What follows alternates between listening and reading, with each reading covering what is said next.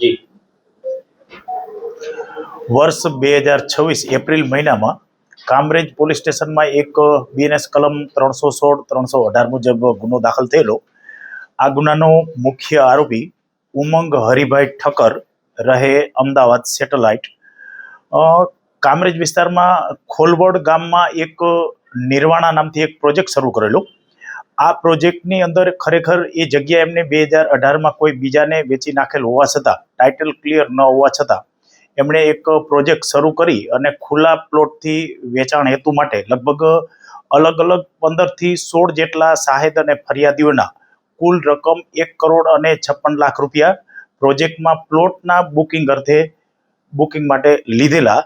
તે પૈસા પણ એમને ફરિયાદીઓને પરત ન આપી, પ્લોટ પણ ન આપી, જે બાબતે ફરિયાદી શ્રીએ કામરેજ પોલીસ સ્ટેશનમાં ફરિયાદ કરતા આ ઉમંગ હરિભાઈ ઠક્કર નાઓને ધોરણસર અટક કરેલ છે. ટોટલ રકમ અમારી તપાસમાં હજી 1,56 લાખ રૂપિયા આવેલ છે. બાકી હજી ફર્ધર ઇન્વેસ્ટિગેશનમાં ખબર પડશે.